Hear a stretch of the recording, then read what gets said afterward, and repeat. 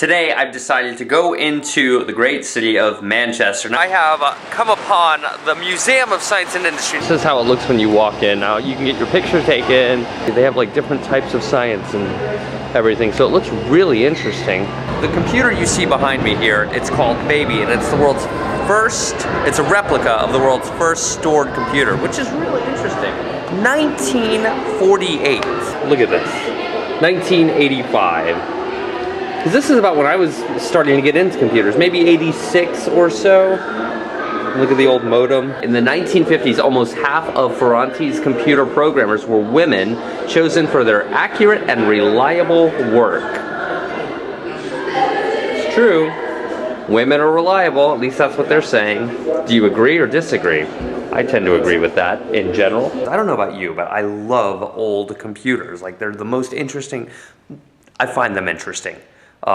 You know, and by the way, if you ever get really bored and you're a tech geek, go and watch old computer commercials on YouTube. Highly entertaining. It'll keep you, like, entertained forever. Like the Commodore one. Are you keeping up with the Commodore? Cause the Commodore is keeping up with you. Are you keeping up with the Commodore?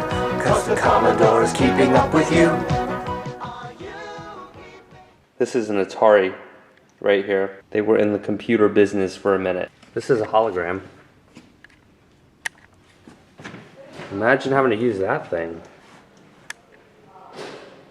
Well, I imagine it would be pretty cool. At least you would have a telephone. A video movie, whatever that means. Is that like a VCR? Yeah, I guess it's like an old VCR. I remember these. Yeah, you would rent them, if that's what I'm thinking it is. You would rent them from your grocery store so you could play a movie.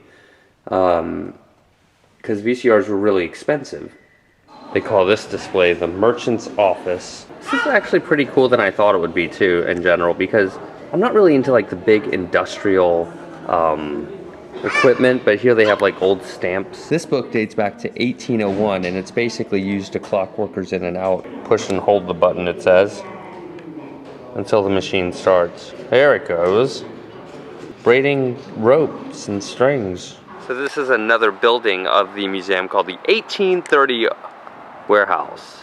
1950s all-electric show living room. We have the hairdryer, a television set, sewing machine. Got a heater right here. Oh, that's a trip, isn't it? Got a stereo over there, or whatever I guess a radio at that point with a record player. This is neat. 1930s all-electric show kitchen. Just keeps getting better here. Oh, wow. Oh, that's neat. Look at the stove. What is that, a washing machine? Oh, that's nice. Old cabinet. Guess that's a refrigerator or an icebox. And here's the kitchen of the 1950s. And here's the living room of the 1930s.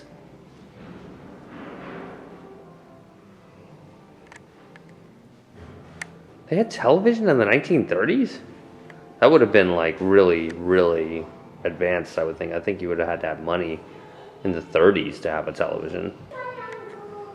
Hello, hello from the future. Let's see what this does. You push this button and I don't know, it looks nice. Could the supply of electricity be a commercial success? Because, you know, they would have had to think about things like this back then, because it's a massive undertaking, very expensive to get electricity in the homes of everyone. So you really have to be committed if you're going to use electricity to be a mainstream thing. Control room from the 1930s to regulate electricity flow. I'm getting really excited because if you didn't know, I am a futurist. It's one of my hobbies. I like thinking about the future, like in great detail. So I'm wondering if they're going to live up to my expectations here. They better have flying electric cars, that's all I have to say.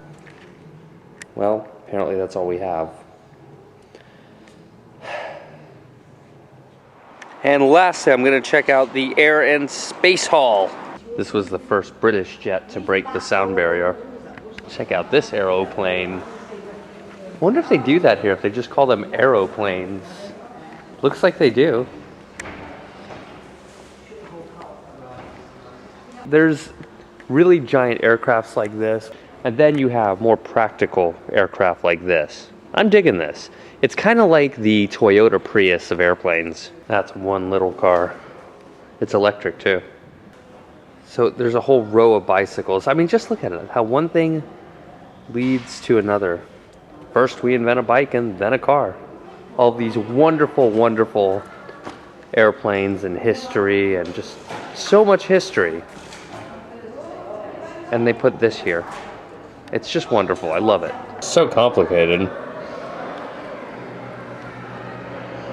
Too many things to go wrong. That's what freaks me out about flying.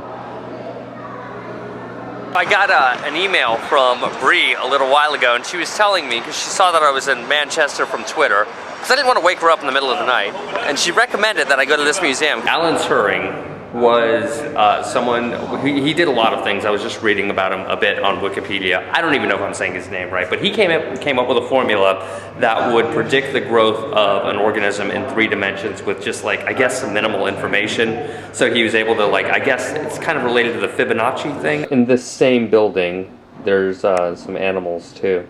That's a spiny-tailed monitor.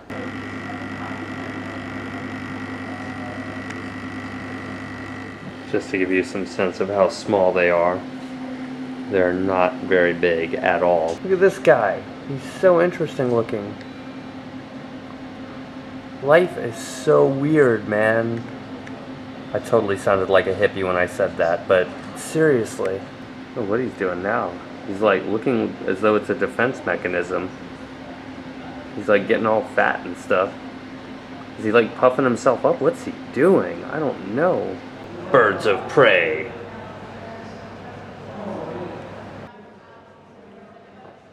British birds. Wonder what kind of accents they have. Hello there, I'm a bird. I'm from Britain. We like to fly over here. We're just going to hang out right here on some brush and be quite proper. Perhaps we'll have some tea later. Dinosaurs. How incredible. Alright, so I've since found out that these are not dinosaurs. That's a zebra. What if they call it a zebra here? Alright, just... Anyway. This is not a velociraptor, but instead is an ostrich. This is a crane. So I feel kind of disappointed now. I see skeletons that are not humans and I assume that they're dinosaurs. Okay, so this is a sperm whale. Not a dinosaur. Even though I thought it was a dinosaur, because it's big and it's bones and we're in a museum. I mean, who could fault me, right? But it's been hanging there, she tells me, since 1898. Hanging from that ceiling. So this is cool. There are like meteorites and stuff here, which are nice. And oh, what is that? Now that is a dinosaur. I'm positive of that. Seriously. I thought the whale was a dinosaur, but it was a whale. But that is a Tyrannosaurus Rex right there. I am a Tyrannosaurus Rex and I live in Britain. Yeah, I should really get out more often. Make amazing discoveries like this.